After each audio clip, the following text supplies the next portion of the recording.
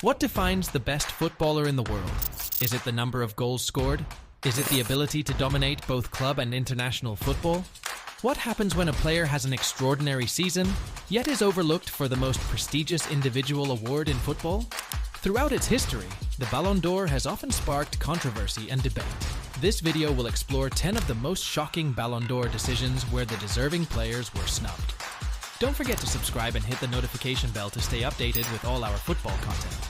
Number 10. 2006. Gianluigi Buffon should have won over Fabio Cannavaro. In 2006, Italian football faced a unique dilemma. Fabio Cannavaro, who captained Italy to World Cup glory, was awarded the Ballon d'Or.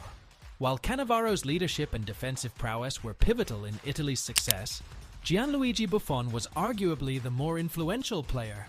Buffon was an absolute rock in goal, delivering match-winning performances for Italy throughout the tournament. His penalty shootout heroics and consistent brilliance kept Italy in the competition during crucial moments.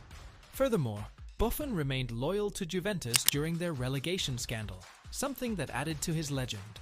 Cannavaro's move to Real Madrid may have influenced the vote, but Buffon's loyalty and world-class performances for both club and country made a strong case. Number 9. 1960. Ferenc Puskás should have won over Luis Suarez. In 1960, Barcelona's Luis Suarez was awarded the Ballon d'Or after helping his club win the Spanish league title. However, Real Madrid's Ferenc Puskás had a season that seemed more deserving. Puskás scored an astounding 47 goals in 36 games during the 1959-60 season, and his performance in the European Cup final is still legendary. He netted 4 goals as Real Madrid demolished Eintracht Frankfurt 7-3 in one of the most famous finals in football history. While Suarez's contributions to Barcelona were significant, they pale in comparison to the dominance Puskás showed on the biggest stages of club football. Number 8. 2001. Oliver Kahn or Raúl should have won over Michael Owen. Michael Owen's Ballon d'Or win in 2001 remains one of the most puzzling decisions in football history. Owen had a good year with Liverpool, winning a unique treble of domestic trophies and scoring some vital goals, but he was far from the world's best player. Owen didn't win a league title and wasn't even playing Champions League football, yet somehow beat out players like Oliver Kahn and Raúl. Kahn was instrumental in Bayern Munich's Champions League victory that year, making crucial saves in the final. Raúl, meanwhile, was the heartbeat of a Real Madrid team that won La Liga, finishing as the top scorer. Both players were influential in their club's success, while Owen's contributions were more modest. Number 7. 1956. Alfredo Di Stefano should have won over Stanley Matthews. The inaugural Ballon d'Or in 1956 went to Sir Stanley Matthews, an English football icon. Matthews' selection was largely a sentimental choice, as he was one of football's earliest superstars. However, the true best player in 1956 was Alfredo Di Stefano. Di Stefano was at the peak of his powers, leading Real Madrid to European Cup glory. His performances throughout the 1955-56 season were exceptional, as he guided Real Madrid to the top of European football with his skill, vision, and leadership. Matthews, playing for Blackpool at the time, had already passed his prime and didn't achieve anything near what Di Stefano did that year. Number 6. 2018. Cristiano Ronaldo, Mohamed Salah, or Antoine Griezmann should have won over Luka Modric. Luka Modric's Ballon d'Or win in 2018 was widely celebrated for breaking the Messi-Ronaldo duopoly, but it also left several deserving candidates overlooked. Cristiano Ronaldo scored 44 goals in 44 games for Real Madrid, leading them to their 3rd consecutive Champions League title. Mohamed Salah, despite losing in the final, had an extraordinary season with Liverpool, scoring 32 goals in the Premier League and transforming Liverpool into a top contender. Antoine Griezmann, fresh off winning the World Cup with France and leading Atletico Madrid to Europa League glory, also had a strong claim. Modric's contributions to both Real Madrid's Champions League win and Croatia's World Cup final run were undeniable, but he wasn't as dominant as the others in terms of pure numbers and influence. Number 5. 2019.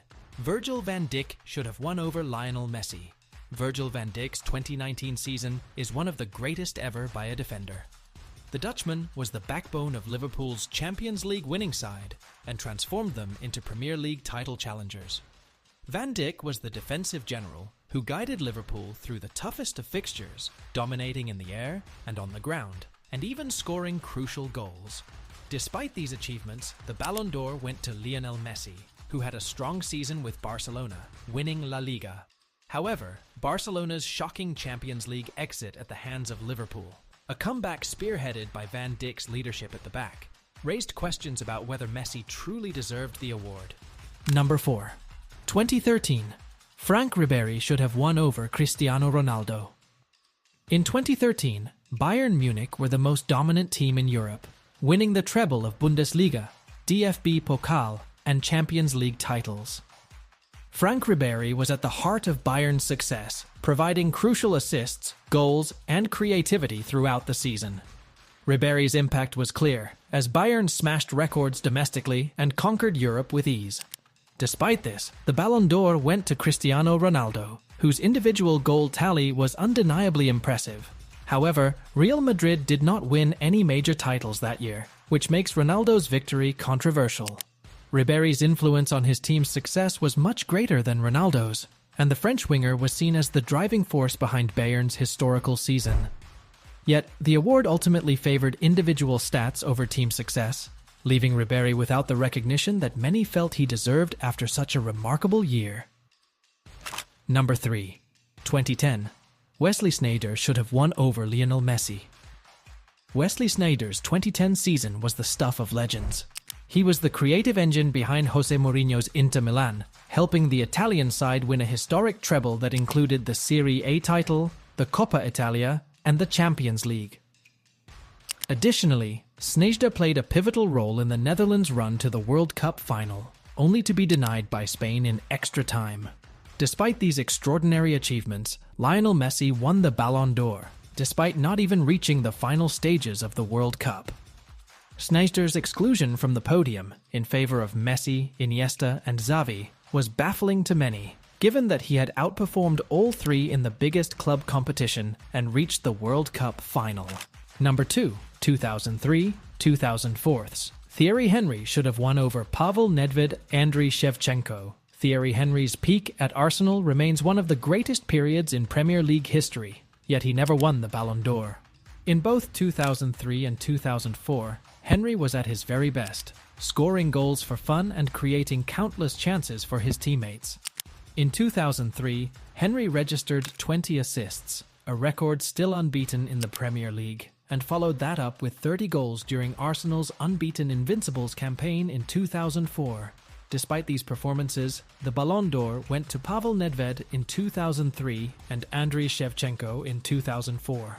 While both were top players in Serie A, neither had the same level of individual dominance or influence as Henry did during those years.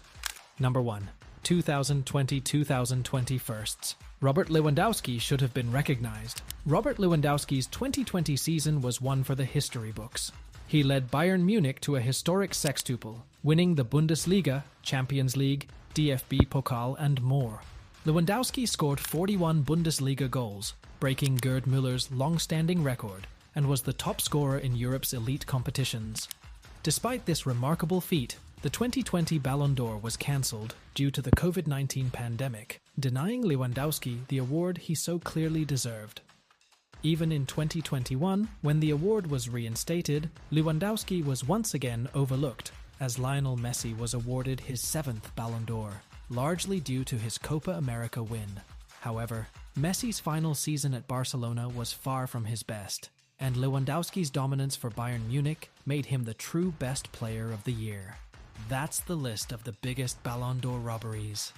What do you think? Did we miss any? Let us know your thoughts in the comments below. If you enjoyed the video, give it a thumbs up, share it with your friends, and don't forget to subscribe for more football content.